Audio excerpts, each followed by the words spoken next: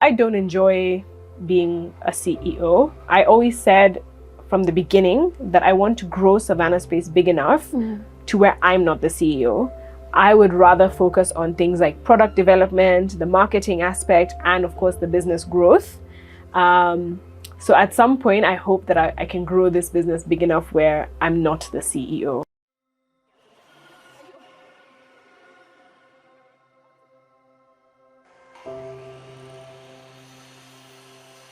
Today we are speaking to Cherie Kihato, who is the founder of Savannah Space.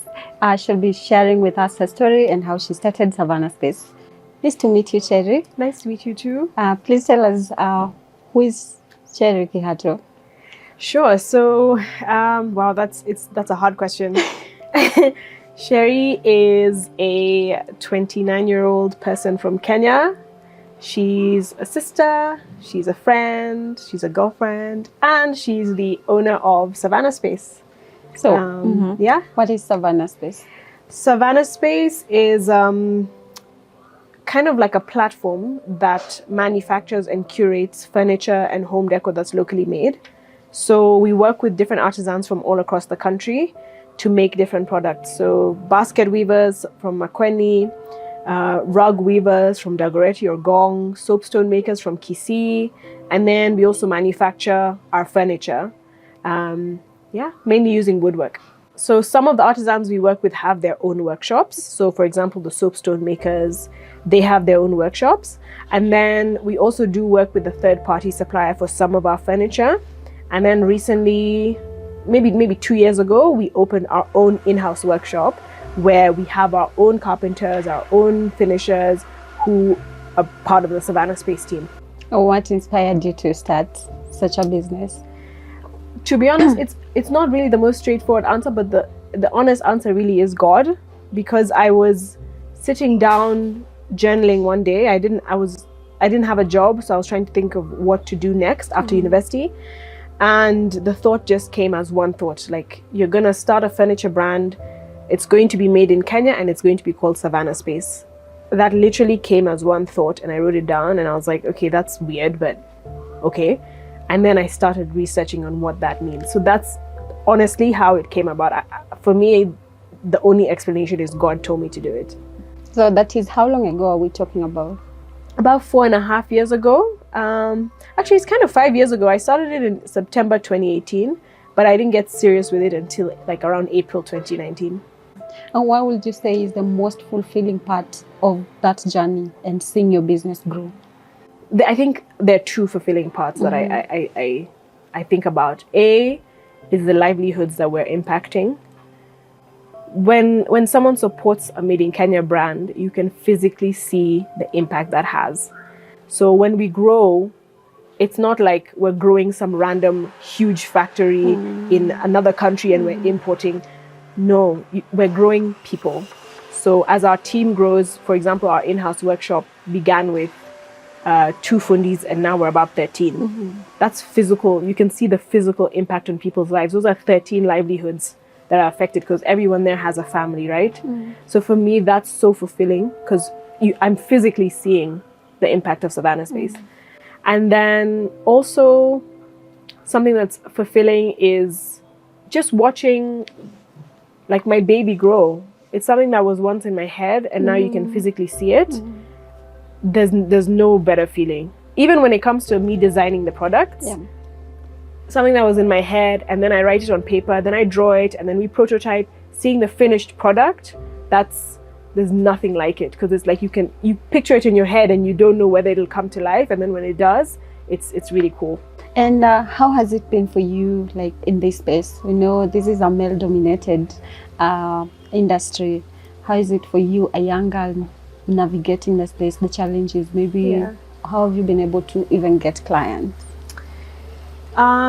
So yeah, the industry definitely is a male-dominated industry, but I think one of the things that helps is that I don't allow me being a woman to hinder it, to hinder the progress of Savannah Space, which is not to say that it's not a hindrance. There's still some difficulties I face because there's some places I go where maybe people won't take me seriously because I'm A, young, and B, a woman. But I tend to just ignore that and just keep going.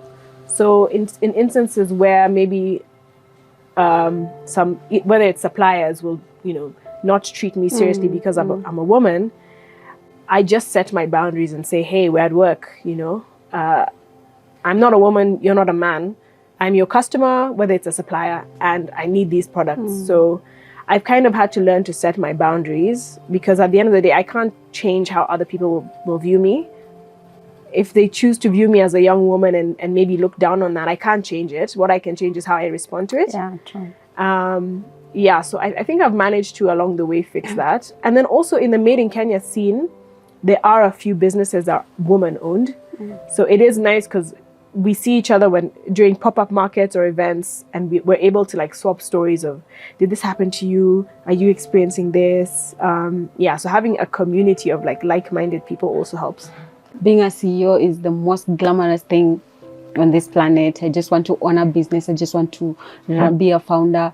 But what's that one thing that people don't know about being a CEO actually? It's not glamorous. It's not glamorous at all. Because you have to be the one solving all the problems. I guess that goes hand in hand with being a founder in general. I don't enjoy being a CEO. I always said from the beginning that I want to grow Savannah Space big enough to where I'm not the CEO. I would rather focus on things like product development, the marketing aspect, and of course the business growth. So at some point, I hope that I can grow this business big enough where I'm not the CEO. I don't enjoy it. And I think that comes with just founders letting go and delegating. How have you found that for you? Is it easy? I think it's very difficult for founders to let go and to delegate, because you're the one who set up all the systems from the beginning. Before anything even existed, it was you who set it up. So letting go for someone else to do it is very hard. But I think when you reach the point where you not letting go or you not delegating is a hindrance to the business, then you should probably wake up and think, okay, I may need to delegate, I may need to hire other people to do the things, because it can be detrimental to a business. As the founder, you also have to focus on growing the business, what strategies are going to lead to growth. And it's very difficult to do that when you're also micromanaging and doing all the little tasks as well. This is my first time growing a business. I've never done this before. So there's so much I don't know. And it's very easy to doubt myself when I don't know what the next step will be sometimes, So that's a major challenge where I have to trust myself and trust my decisions to know and understand that, okay, this might be good for the business. I have to trust that what I'm doing is good for the business. And maybe at that point when you're talking about being a first-time entrepreneur in running a business, whom do you go to maybe in such an instance when you're feeling like, I can't take this anymore, you need advice? Who do you go to? The number one, it's not a cliche answer, but it's true, but I go to God, number one. I honestly have daily conversations with God where I'm like, yo, I don't know if I should do this. What do you think? Am I doing the right thing? I'm thinking of doing this. What do you think? So I keep that daily conversation with God, which really helps. That's the first place I go to. And then number two is I have people who, in my community, who have their own businesses, started their own companies, who I can turn to and be like, when you experienced this, how did you go through it? What did you do? And then, my family, my friends, my partner. I have a good community of people who I can go to. So hii ni Loresho? Yeah, sawa. Thank you. Aya, asante. Karibu. Okay. How has it been for you to access investment in Kenya? It's definitely been difficult. I think one of the things we face as Kenyan entrepreneurs is we don't know how to speak the language of investors. It's not really something that's taught in Kenya. So you may apply for investment, but because you're not speaking the same language, it's difficult to get it. So I'd been trying to get investment for maybe about 2 years. It wasn't until Synapis connected me with Kua Ventures, and then we went through the whole process with both Synapis and Kua Ventures of explaining Savannah Space and the Savannah Space growth in a language where investors will understand. And that mainly means financial projections, what the team structure is like, the business model, putting all of that in a package where you can explain that to investors. So I think the team at Synapis and the team at Kua really held my hand through that whole process because it is difficult. Is that something that you will actually advise other entrepreneurs to do? Yes, definitely. Especially if you're fundraising, find some sort of course or some sort of community or even investors who can hold your hand through that whole thing. Because yes, in your head, you may have an idea of the business and the growth plan and the potential of the business. It may all be in your head, but if you can't put it down on paper and put it down clearly where investors can understand, there's no way you're going to get investment. So yeah, I would highly encourage entrepreneurs to find a way to get their businesses investment ready. And you also joined the Core Ventures community, right? Yeah. Or maybe you can talk to us how that journey has been for you. Yeah, I think one of the things I like most about Core Ventures is the community. Because entrepreneurship can be so lonely, especially if you're a sole founder. Like for me, I don't have a co-founder. It can be so lonely. So speaking to other entrepreneurs in the same boat, everyone is, a few of us are in the similar stages of the business where we're trying to grow. We've done our market validation. We've seen that, this works, like our business works. So now we're trying to grow it. So it's nice where you can sit down or even have a call with like-minded people and be like, how are you? How is this affecting you? Like even with the changes of the government and all that, has this affected you? So it is nice to pass notes with someone or just vent to someone who is in the same boat. For me, it helps a lot. And maybe we can talk about your faith as a business owner. Yeah. How has that impacted how you run your business, how you interact with your customers and your staff? I think Savannah Space has grown my faith and grown my relationship with God a lot. Because it's so difficult being a founder, especially also being in manufacturing. It's so difficult. Leaning on God has been a lot of the times the only option, where there are moments where I'm not sure I want to do this. Things are not going right. Maybe the sales are low. Maybe I'm worried about the future of the business. The only option for me has been to go to God and lean on God and say, hey, I don't know what I'm doing. I don't know what to do. You figure it out for me. So my relationship with God, I've seen it grow so much to the point where I have confidence in God. I think when I first started, I had confidence more so in myself. So it was more about I can control the trajectory of the business. But growing it has made me understand that you should have more confidence in God than yourself, because at the end of the day, God will come through. So I've seen it grow because of Savannah Space, really. I see us growing our production and our product range. I want us to expand where we have like a huge showroom where people can come and buy their furniture ready-made.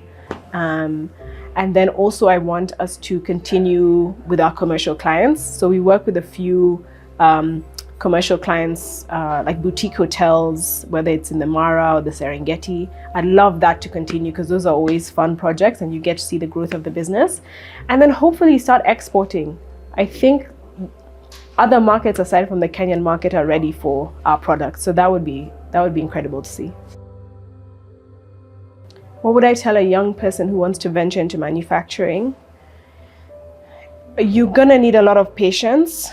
Manufacturing is very difficult. You're making a product from nothing into something. So I think just know that you'll need a lot of patience. Things won't work out the first try. You're going to need to iterate, to pivot, and at some point you'll get it right. And then also one piece of advice that I got when I first started, which I'm still learning to take, is to not get so emotionally attached into the business. It's very difficult to do as a founder because again, it's your baby, but it's necessary for you to remove your emotions from the business sometimes because you're able to think things analytically, logically, and make decisions where emotion doesn't come into play. One word to describe this Savannah Space? Oh my gosh. One word? Can I have a hyphenated word? Okay, go for it. I think it's God ordained. Yeah.